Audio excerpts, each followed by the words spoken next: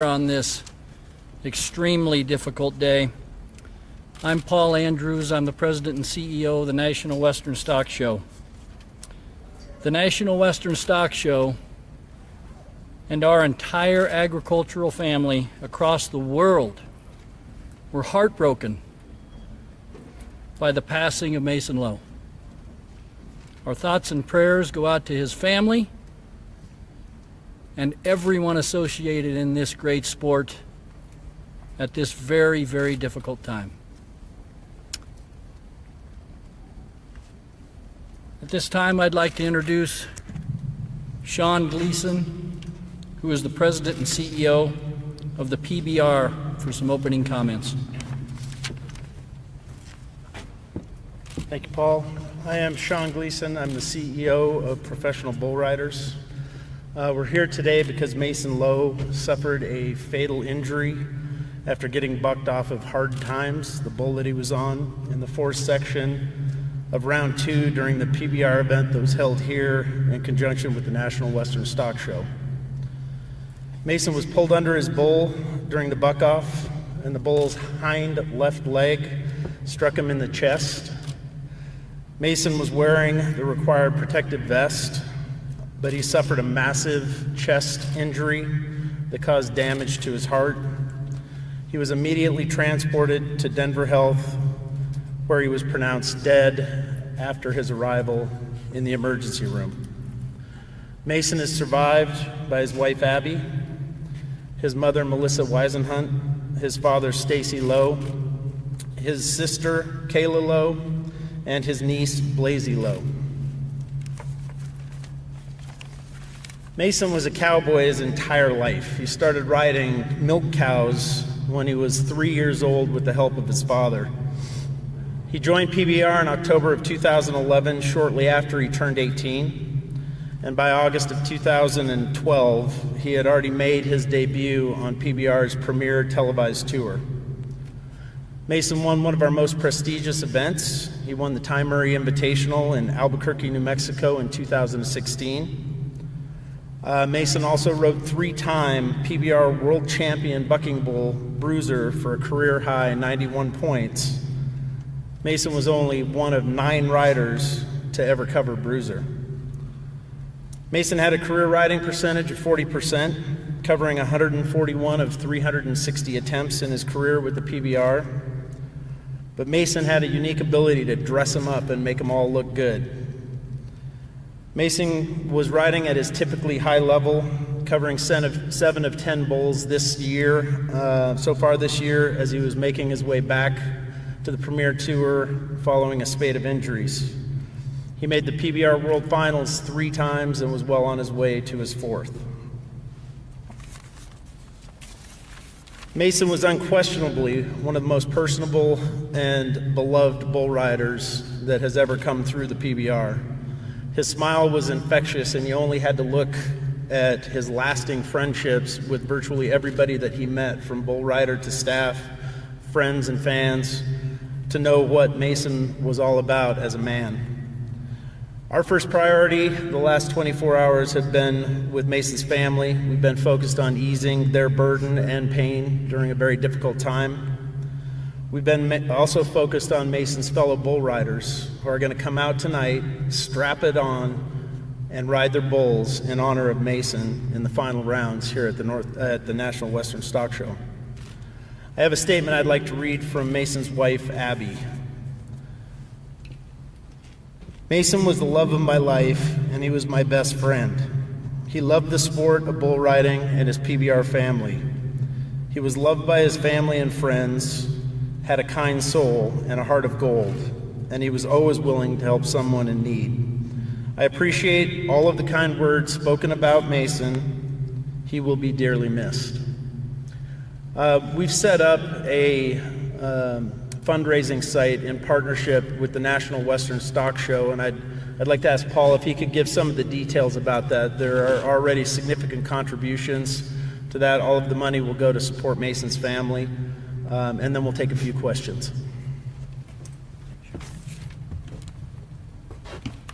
As Sean mentioned, in memory of Mason, the National Western Stock Show and the PBR have started to collect funds on our site at the National Western Stock Show.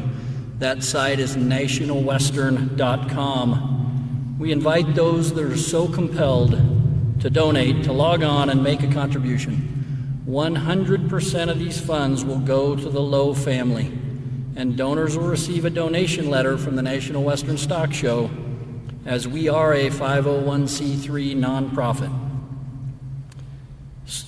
At this point, we've already collected nearly $80,000 from just contributions from the rodeo family, the stock show board, and those that earlier today reached out to me. So we hope to contribute a significant amount to the Lowe family to help ease their pain. This time, Sean and I will be happy to answer any questions you might have. Yes, sir. Tell us how often an event like this, a death at rodeo like this happens. Mason's death was the third death in PBR produced or sanctioned competition. We had one rider in Brazil pass away last year from injuries, and we had Glenn Keeley die in March of 2000 in Albuquerque, New Mexico. For maybe folks who aren't involved in this sport and don't understand, can you just kind of articulate, riders know the risks going in, don't they?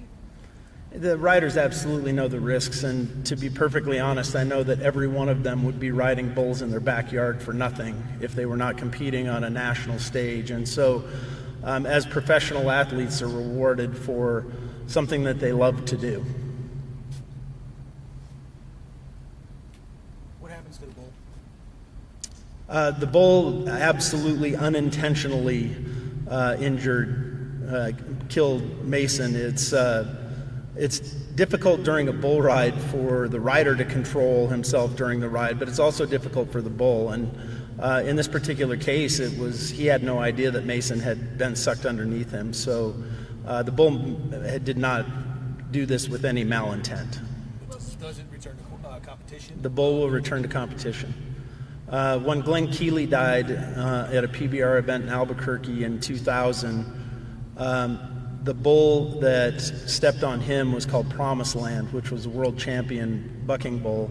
And 2 nights later, Owen Washburn had to get on that bull and rode him for 95.5 points to win the event. And that's the mentality of a bull rider. They get back up on the bull and they keep fighting because they love what they do, and that's what our sport is all about. Can you talk a little bit about the tributes that y'all are doing tonight in honor of Mason?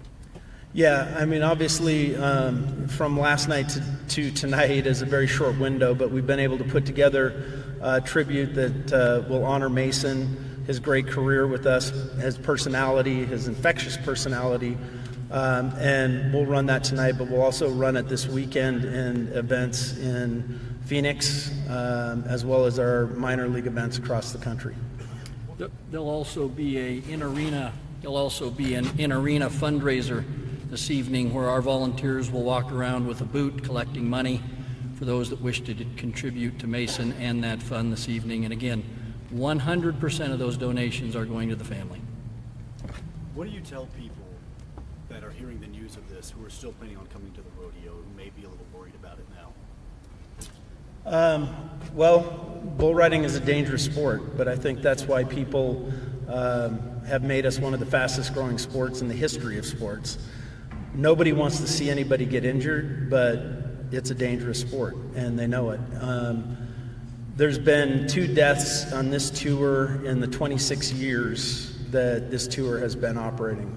I think that, I don't have statistics, but if you look at other sports, there's injuries and death as well across pretty much all contact sports. So it's unlikely to happen again, but it's always ever present. Can you talk a little bit about what that protective gear is? I mean, I know we see those bull riders in a vest, but can you describe what that kind of is, what it's made of, and why it's important for these bull riders to wear it? Yeah, the vests are made of a variety of materials. There's a couple manufacturers, but every one of them is designed to disperse the weight of a hit from a hoof or a horn or against a wall or the rails. The material inside is designed to disperse the weight. In this particular case, Mason took a shot that was that no vest probably would have helped. How heavy is that bull? I don't know how heavy that bull is. They average between 1,500 and 2,000 pounds. Had he ridden this bull before? I don't know that.